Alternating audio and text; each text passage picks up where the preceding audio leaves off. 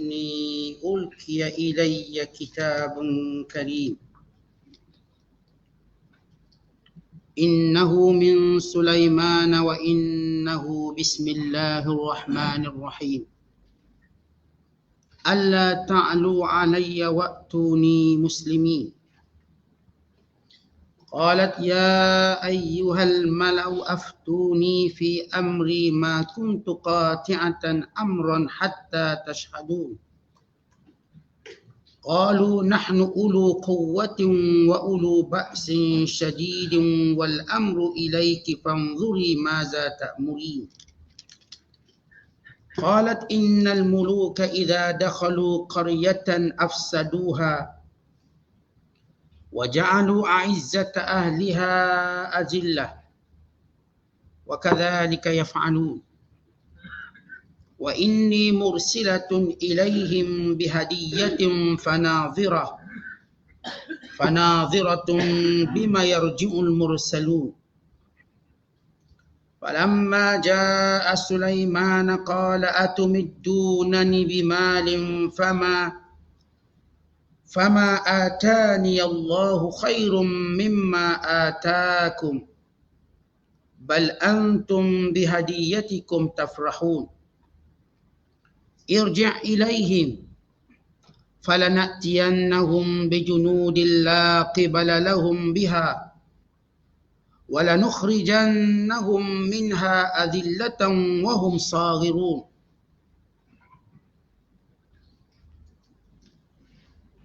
Sadaqallahul Azim. Setelah membaca surat itu, berkatalah raja perempuan negeri Sabah, wahai ketua-ketua kaum, sesungguhnya telah disampaikan kepadaku sepucuk surat yang mulia. Sesungguhnya surat itu dari Nabi Sulaiman dan kandungannya seperti berikut. Dengan nama Allah yang Maha Pemurah lagi Maha Mengasihani.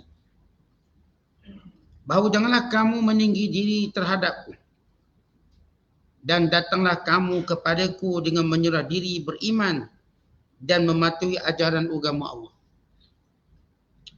Raja perempuan itu berkata, wahai ketua-ketua kaum, berilah penjelasan kepadaku mengenai perkara yang aku hadapi ini. Aku tidak pernah memutuskan sesuatu perkara sebelum kamu hadir memberi pendapat dan mempersetujuinya. Mereka menjawab, kita adalah orang-orang yang kuat gagah dan amat berani menempuh peperangan. Dan perkara itu walau bagaimanapun, terserahlah kepadamu. Oleh itu fikirkanlah apa yang engkau hendak perintahkan. Raja perempuan itu berkata, sesungguhnya raja-raja bila masuk ke sebuah negeri, mereka merosakkannya. Dan mereka menjadikan penduduknya yang mulia hina dina. Dan demikian itulah mereka akan lakukan. Dan bahawa aku hendak menghantarkan hadiah kepada mereka. Kemudian aku akan menunggu apakah balasan yang akan dibawa balik oleh utusan-utusan kita. Maka apabila utusan pembawa hadiah itu datang menghadap Nabi Sulaiman, berkatalah Nabi Sulaiman kepadanya, tidaklah patut kamu memberikan kepadaku pemberian harta benda. Kerana apa yang telah diberikan Allah kepadaku lebih baik dari apa yang telah diberikannya kepada kamu. Bukan aku yang memandang kepada pemberian hadiah. Bahkan kamulah yang bergembira dengan harta kekayaan yang dihadiahkan kepada kamu. Atau yang kamu hadiahkan dengan perasaan megah. Kembalilah kepada mereka. Jika mereka tidak juga mahu beriman, maka demi sesungguhnya kami akan mendatangi mereka dengan angkatan tentera yang mereka tidak terdaya menentangnya. Dan kami akan mengeluarkan mereka dari negeri Sabah dengan keadaan hina, menjadi orang-orang tawanan. Masih lagi kita berada dalam penafsiran surah An-Naml. Surah yang ke-27, juzuk yang ke-19, bermula daripada ayat 29 sehingga ayat 37. Ayat-ayat yang kita bacakan ini merupakan episod yang ketiga daripada kisah Nabi Allah Sulaiman alaihissalam. Kalau sebelum ini kita menceritakan Sulaiman alaihissalam dengan semut, maka diikuti dengan burung hudhud. Maka pada siri yang ketiga ini, pada episod yang ketiga ini, tentang dialog Nabi Allah Sulaiman, surat yang diutuskan kepada Malikatus Saba atau Balqis binti Syarahil, atau dikenali dengan Puteri Balqis.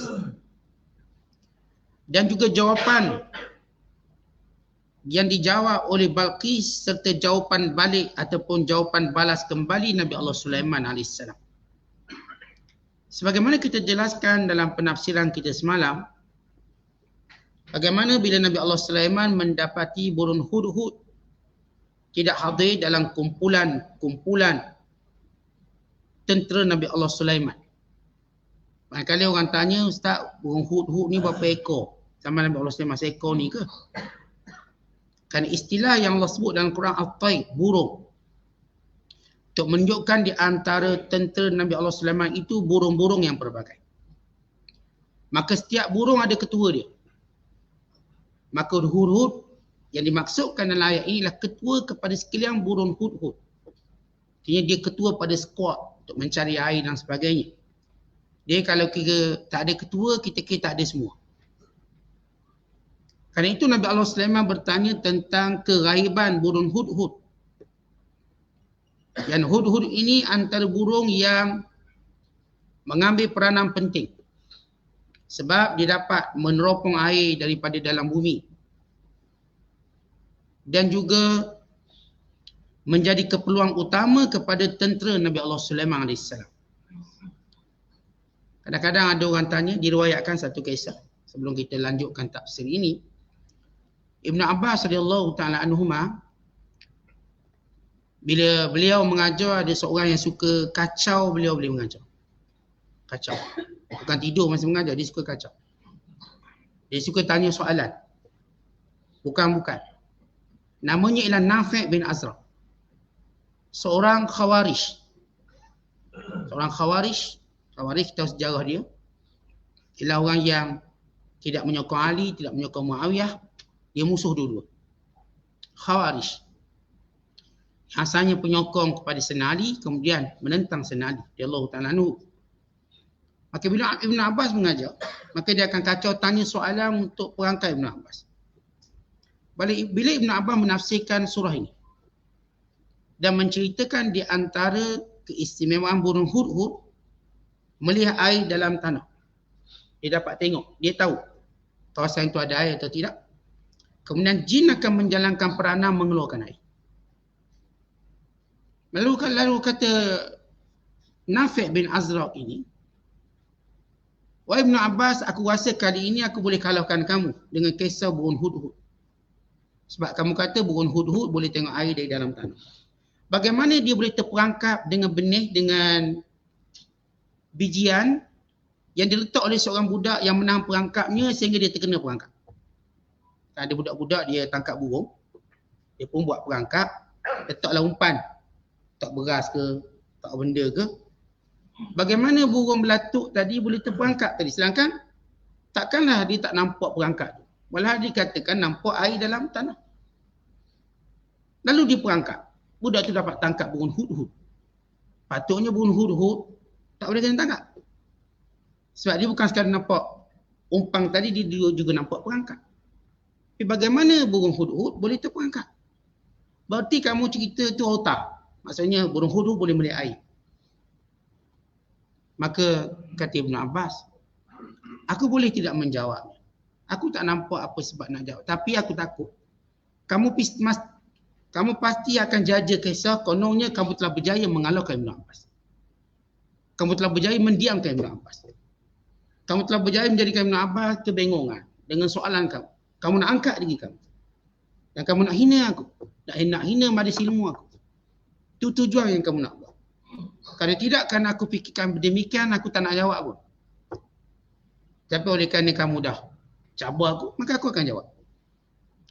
Maka jawab Ibn Abbas, bila datangnya qadar, maka butalah mata. Bila datang qada Allah, maka butalah mata. Maka terdiam Nafi' bin Azra. Maksudnya begini. Dia kalau dah datang takdir Allah, walau bijak macam mana pun terperangkap juga. Pelomba kereta. Tak pernah terbabas. Tapi bila sampai takdir Allah, terbabas. Depan rumah langgar pagar. Padahal Lita tak pernah terbabas. Bila datang takdir Allah, dia boleh terbabas. Yang berenang bijak berenang. Bila datang takdir Allah, dia boleh lemas. Padahal kalau kita sebut orang pandai berenang tak lemas. Yang bijak jawab soalan. Bijak. Ada hari bila datang takdir Allah dia tak boleh jawab soalan. Sebab bila takdir Allah datang, buta mata manusia. Maknanya tidak ada manfaat segala kepandaiannya dan helahnya. Dah datang takdir Allah. Kita jaga sihat macam-macam. Macam-macam. Tapi dah datang takdir Allah, kena juga penyakitnya. Padahal dah bagus ni tiap-tiap malam buat senaman jantung. Senaman jantung. Pak Imam berlari. Pak Imam bergaduh dengan bini malam-malam sebagai senaman jantung. Jantung dia okey lah. Akhir mati sebab apa? Sakit jantung. Dia mungkin pula pakai jantung. Pakai jantung tapi kena jantung. Pelik tak pelik? Bila datang takdir Allah, demikian buta segala mata manusia dengan maksud tidak ada manfaat segala ilmu manusia. Lalu kata Nafi' bin Azra, kamu telah menjawab jawapan aku. Dan aku mengakui ilmumu, mulai hari ini aku tak nak kacau lagi kuliah lagi. Tahu kamu orang alim tu. Orang alim besar. Ini dia burung hud-hud, dia boleh nampak air, tapi tak boleh nampak perangkap. Kenapa? Bila datang takdir Allah. Kita tuan-tuan naik kereta tiap hari, bila datang takdir Allah, boleh langgar pagar rumah sendiri. Pada tiap-tiap hari keluar pagar masuk pagar, keluar pagar masuk pagar. Macam mana hari tu boleh tak nampak pagar? Kita langgar pagar rumah sendiri. Kita naik motor, kita corner ni, gesek lutut, bijaknya kita. Kadang ni sampai gesek telinga, tak terbalik. Ambil cornering, bagus. Tapi kat rumah masih nak tongkat motor tu jatuh, lembung tu. Ni orang motor panggil jatuh bodoh. Geng-geng motor panggil lah, biker panggil jatuh bodoh. Maksud tak nak tongkat tu, terselit seluar dia ataupun kasut dia, kita jatuh. Padahal punya bijak, pandai. Demikian bila datang qada Allah, maka buta mata. Artinya buta segala perancangan. Demikian kisah burung hud-hud. Walau cerita dia hebat, bukan makna dia tak kena perangkap. Kerana kita semua makhluk Allah yang tertunduk di bawah takdir Allah. Jadi tak payah kita rasa pelik bila ada orang hebat, dia kalah dengan kehebatannya sendiri. Ada orang bijak yang saya kata dia punya bijak, potong sayur sambil senyum je sayur tu. Akhirnya dia mungkin terpotong tangannya satu hari nanti. Mungkin. Orang yang menjahit, punya bijak jahit, mungkin dia tercocok jarinya suatu hari nanti. Mungkin. Orang yang baca Quran hebat, mungkin dia tersalah baca Quran satu hari. Kenapa? Bila datang takdir Allah, maka tiada manfaat segala usaha dan juga keupayaan. Kembali pada kisah kita, lalu burung hud-hud, dia pun campurkan surat tadi. Kita tahu hud-hud disebut dalam surah An-Naml ni 2 kali. Dalam surah lain tak sebut, surah ni je. Surah yang ke-27 yang kita baca ni, 2 kali burung hud-hud disebut dalam Al-Quran. Pun 2 kali tu kira banyak lah tu, sebab Quran ni tak sebut benda tak penting. Ke mana Malikatu Sabak, atau kita terkenal dengan namanya Balqis, melihat surat itu berada di atas singgasana dan dia tahu tak ada orang boleh letak sesuatu atas singgasananya tanpa izin. Tak ada orang berani. Tapi bila datang surat itu, dia mengetahui ia pasti satu surat datang daripada orang yang lebih hebat pada dia, yang lebih berani pada dia. Dan Malikatus Sabak, dia ada maklumat umum tentang Nabi Allah Sulaiman. Sebab biasa orang glamour, orang popular, orang akan kenal dia walau dia tak kenal orang tu. Maksudnya kalau orang tu glamour popular, ramai orang kenal dia lah. Secara umum dah dapat kenal. Malikatus Sabak sudah mengenali Nabi Allah Sulaiman dari sudut dia punya kekuatan tentera yang hebat. Terkenal. Maka kata Malikatus Sabak atau Balqis dengan mudah penafsiran kita. Qalat, dia kata, ya ayyuhal malak, wahai pemimpin-pemimpinku, inni ulqiya ilayya kitabun karim.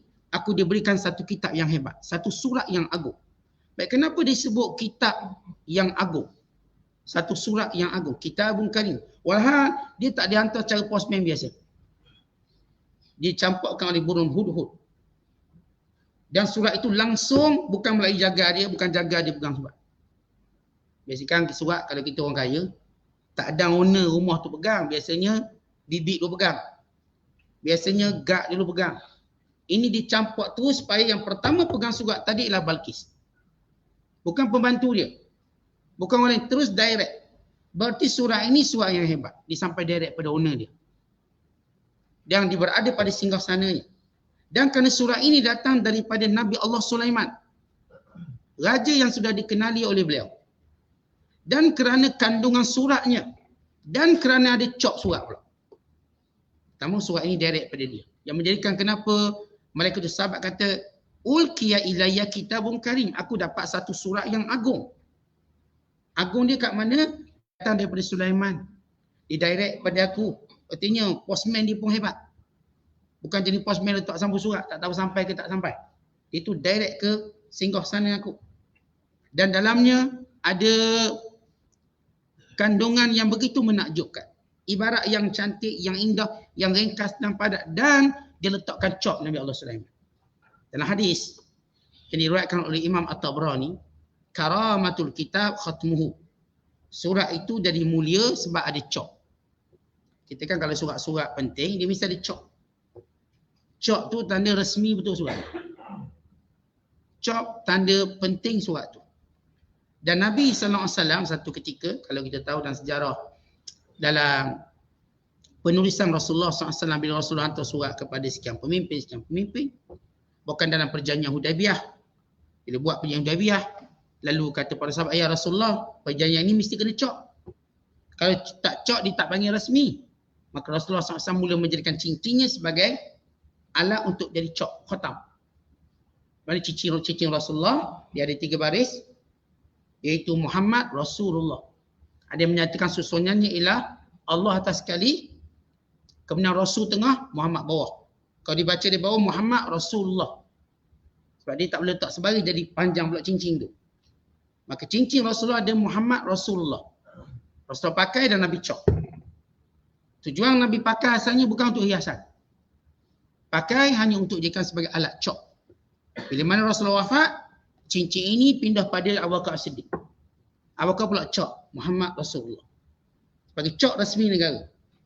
Dan bila mana Abu Bakar wafat, diberikan cincin ini kepada Umar Al-Khattab. Dan bila mana Umar Al-Khattab wafat, maka diberikan cincin ini pada Uthman bin Affan. Dan kita Uthman memerintah selama 12 tahun. Bermula daripada tahun 23 Hijriah sehingga tahun 35 Hijriah. Dan Uthman dia ada 2 fasal. Fasal cemerlang, fasal menjunam. Fasal cemerlang 6 tahun pertama. Fasal menjunam 6 tahun kemudian. Pada 6 tahun menjunam itulah cincin yang dipakai oleh Uthman bin Affan jatuh dalam perigi. Perigi di Masjid Quba. Jadi dinamakan perigi Aris. Bi'ru Aris. Dan digelar juga sebagai Bi'ru Khatam atau perigi cincin. Ketika Uthman radhiyallahu ta'ala anhu pergi berwuduk di sana, maka tiba-tiba cincin itu tergelincir jatuh. Dia letak tu jatuh. Lalu Uthman menyuruh supaya dikeringkan air tersebut. Sehingga Uthman berbulang lamanya sedih kerana kehilangan cincin Nabi SAW. Bukan kerana ia sebagai satu cok mohor pemerintah, tapi kerana ia berkait dengan tangan Nabi SAW. Ada pernah dipakai oleh baginda SAW dan Abu Bakar dan Umar. Maka perigi itu dikeringkan, makin atau masih tak jumpa sampailah sekarang.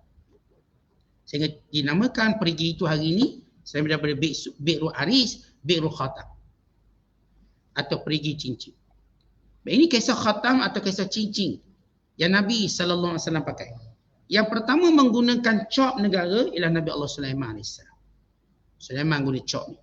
Surat resmi, penting. Maka kata Balqis, surat ini surat yang agung. Kan dalam kandungannya, kandungan yang penting dan padat.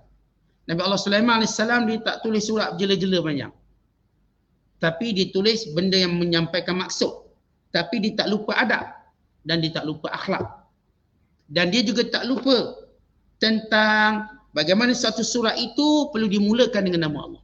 Baik, kita lihat surat, isi kandungan surat. Innahu min Sulaiman. Kepala surat ini daripada Sulaiman. Biasanya kepala surat diberikan kepada orang yang ditujukan surat. Biasanya kalau kita buat surat resmi, pada surat tu siapa kita tujukan kemudian barulah pada nama kita. Tapi Nabi Allah Sulaiman memulakan kepala surat innahu min Sulaiman. Surat ini daripada Sulaiman.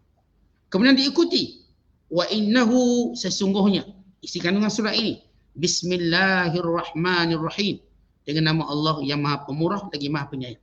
Baik disebut nama Allah Pemurah Penyayang. Surat ini tak ada kandungan maki hamun. Tidak ada kandungan kita katakan memperkecil-kecilkan sesiapa. Surat ini punya prinsip, punya dakwah. Dan surat ini punya izzah, kemuliaan. Allah ta'lu alayya, jangan kamu meninggi diri ke atasku. Waktu ni muslimin, datang dengan keadaan tunduk beriman Islam. Baik, secara kesimpulan kata ulama tafsir. Pertama, surah ini dimulakan dengan basmalah yang menunjukkan tentang keesaan Allah. Tentang keesaan Allah, kekuasaannya dan rahmatnya. Beritahu dalam surat ini nak beritahu ada Allah yang esa, yang berkuasa, dalam masa yang sama bersifat rahmat dan penyayang. Yang kedua, dalam surah ini kandungan larangan daripada mengangkat diri, mengikut hawa nafsu dengan menyembah matahari tadi. Jangan sombong pada aku. Jangan kamu sesat. Jangan tunjuk kesesatan itu pada aku. Dan yang ketiga ialah menyuruh supaya masuk Islam. Al-amru bil Islam, menyuruh supaya tunduk masuk Islam. Artinya kandungan surat Nabi Allah Sulaiman ini ada 3. Pertama, ungkapan basmalah. Yang kedua, beritahu yang kamu buat tu kamu ikut hawa nafsu, maka siapa yang buat ikut nafsu dia sombong. Siapa pun bila dia ikut hawa nafsu dia sombong dengan menyembah matahari. Lepas tu kata Nabi Allah Sulaiman, Allah ta'lu alayya, jangan tunjuk sombonglah pada aku. Jangan tunjuk sombong pada aku. Tetapi bila orang tu buat jahat, orang tu buat perkara yang dilarang, maka sebagai ketua ketika dia, awak jangan sombong. Awak jangan tunjuk sombong sangat, lawan undang-undang, lawan peraturan Allah. Jangan tunjuk sombong. Kalau kita ketua, kita bercakap dengan pekerja kita yang langgar undang-undang syarikat, yang langgar undang-undang kita katakan perusahaan kita, awak jangan sombong sangat. Sebab bila dilanggar, ditunjukkan kesombongan dia. Lalu kata Sulaiman, jangan sombong kamu atas dunia ni dengan menyekutukan Allah. Waktu ni muslimin, kerana itu kamu kena datang kepada aku dalam keadaan Islam. Pada zaman Nabi Allah Sulaiman, dia terima cuma Islam atau perang, 2 je.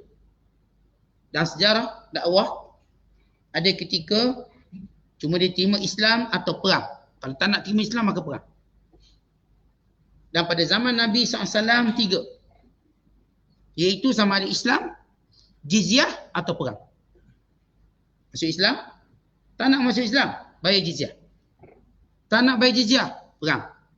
Bila turun Nabi Isa, cuma 2. Islam atau perang. Tidak lagi diterima jizyah. Kenapa? Kerana masa sudah suntuk.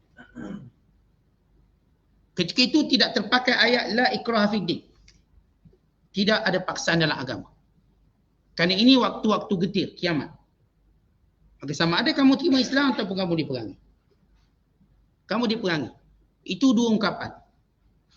Dan kita tahu istilah la ikraha fiddin hanya terpakai kepada ahli kitab untuk satu tempoh. Tapi tidak terpakai kepada orang Arab. Maksudnya orang Arab di Mekah yang menyembah berhala, ayat ini tak terpakai pada mereka. Yang terpakai cuma ahli kitab Kristian dan Yahudi. Yang mana menyembah berhala dia cuma ada pilihan Islam ataupun perang mati. Sebab itu tak ada orang yang Rasulullah benarkan untuk sembah berhala di Mekah. Sebab mereka perlu buat pilihan. Tapi berbeza di Madinah kerana ada ahli kitab. Dan sebab turun ayat la ikrah fiddin kerana ada orang Islam yang asalnya Kristian, dia memaksa kedua anak yang Kristian memeluk Islam, maka turun ayat ini.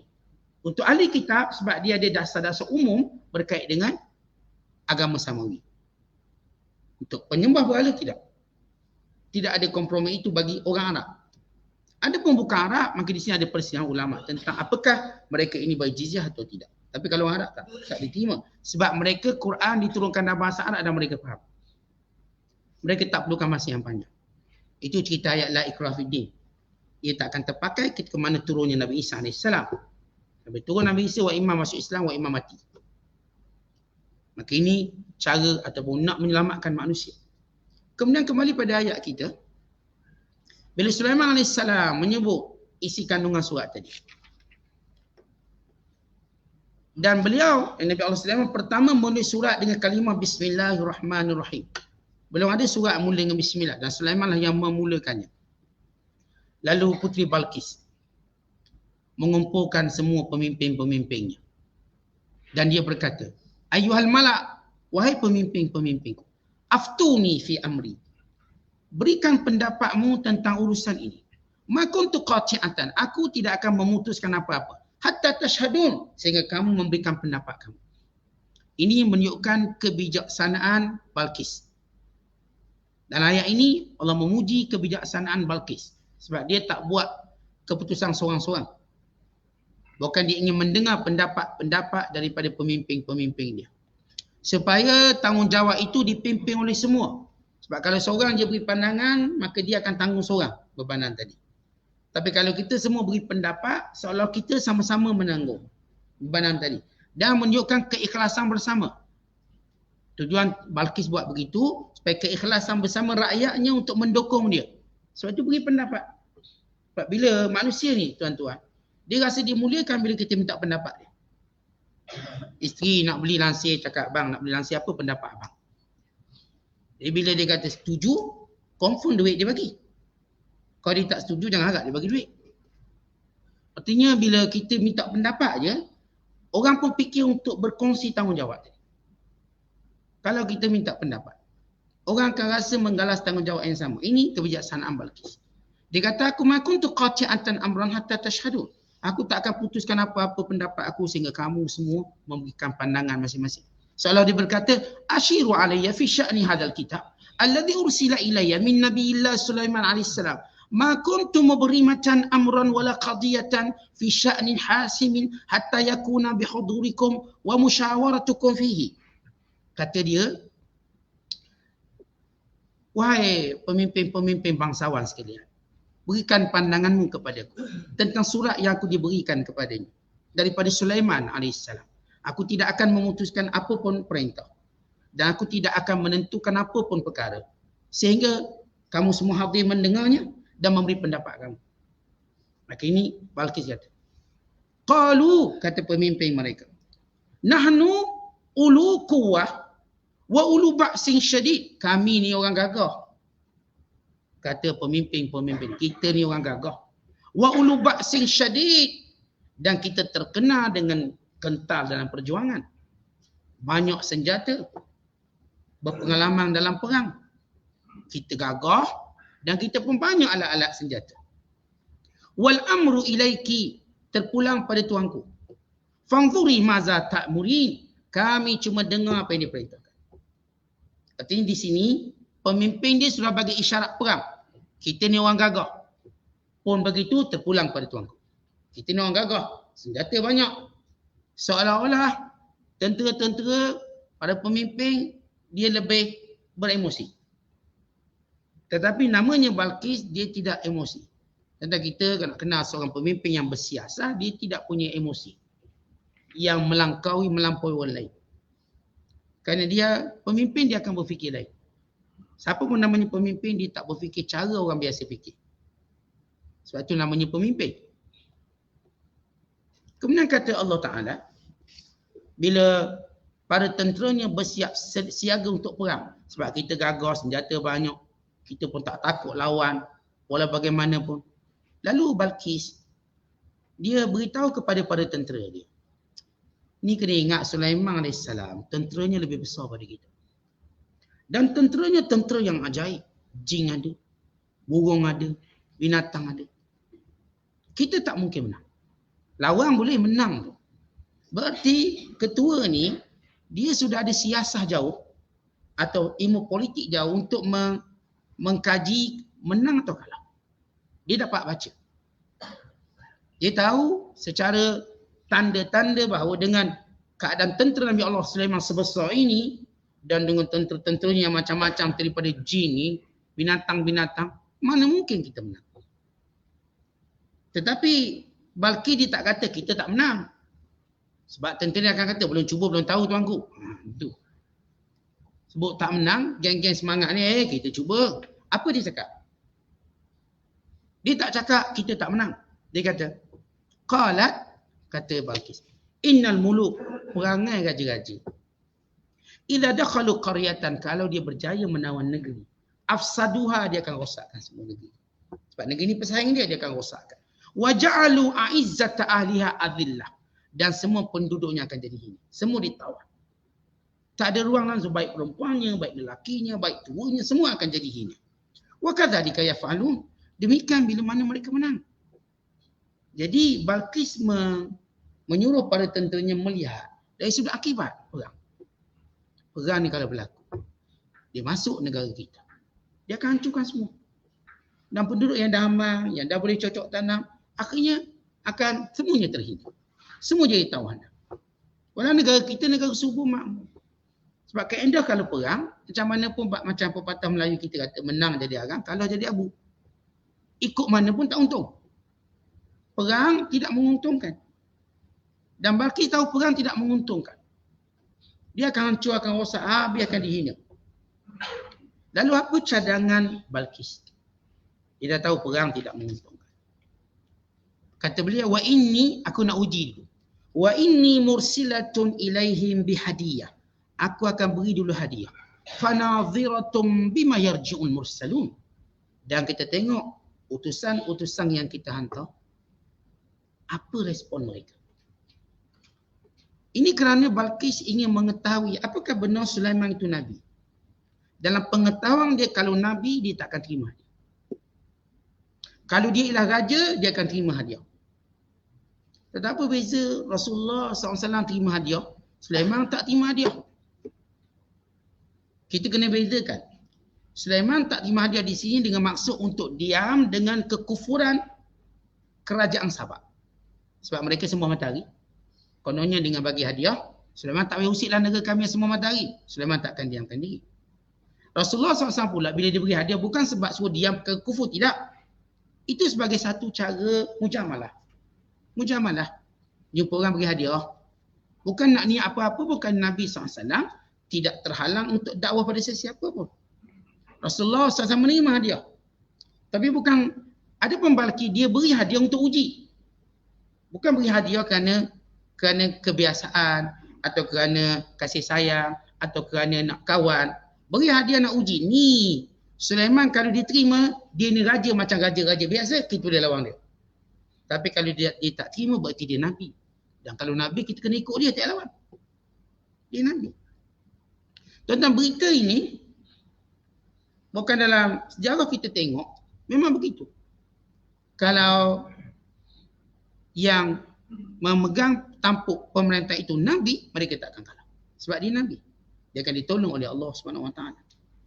Maka kembali pada Balqis kata kita hantar hadiah. Maka hadiah yang dihantar ialah emas, permata. Kata Imam Ibn Kathir rahimahullah, dia hantar bekas-bekas daripada emas, bekas-bekas daripada permata-permata. Dia lupa bahawa Nabi Allah Sulaiman AS bukanlah mata duitan. Apa kata Sulaiman? Falamma ja'a Sulaimana. Bila datang wakil pembawa hadiah kepada Sulaiman, Sulaiman pun membidas. Qal, kata Sulaiman, atumidunani. Kamu nak bentangkan, kamu nak berikan aku harta-harta kamu. Fama atani Allahu khairum mimma ataku. Allah beri aku lebih baik daripada apa yang kamu bagi. Allah dah berikan nikmat aku lebih baik. Yang dimaksudkan ialah nikmat Islam aku, yang tak boleh dijual beli. Dan juga nikmat kerajaan yang besar-besar pada kamu. Kekayaan. Setengah ulama tafsir menceritakan ketika mana wakil-wakil Balqis datang, membawa emas dan juga segala permata. Sulaiman AS pertama mengajak dia untuk memeriksa barisan tentera. Sebagaimana biasa negara-negara, dia mula-mula sampai ke airport, mula-mula kan melintas hormat tentera-tentera. Secara politik tentera, kalau kita tengok mana-mana negara ni politik sama, dan dibuat yang pertama oleh Sulaiman AS, dia akan letak tentera yang gagah-gagah, yang tinggi-tinggi, yang nampak tegas, supaya persepsi wakil negara tengok, oh tinggi-tinggi tentera. Walau belakang dia pendek-pendek belakang tentera. Letak ni semua tinggi, yang 2 meter tinggi tu misalnya, nampak gagah. Itu dia punya, kita katakan, strategi. Sulaiman AS pula, dia letak dah bala tentera dengan binatang-binatang yang garang-garang, singa. Tengok jing Efraim. Tuan tengok tentera dah macam nak rebah yang tu. Nak jatuh jantung. Secara psikologi, utusan ini telah membawa berita yang menakutkan untuk Balqis.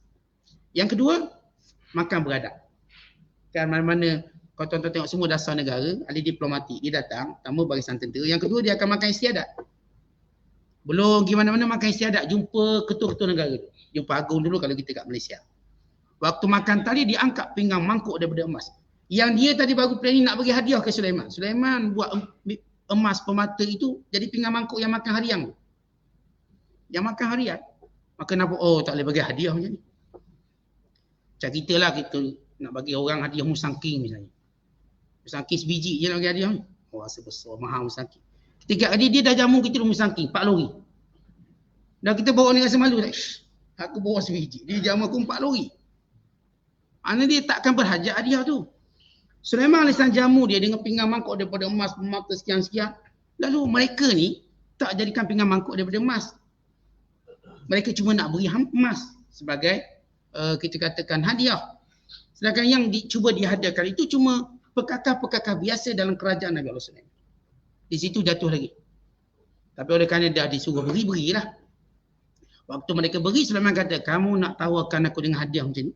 Walau Allah beri aku lebih baik daripada apa yang kamu bawa. Kamu yang gembira dengan hadiah kamu. Aku tak pernah gembira dengan hadiah macam ini. Maknanya kamu menyangka, pertama kata Sulaiman, aku tak boleh dibeli dari seluruh prinsip agama aku.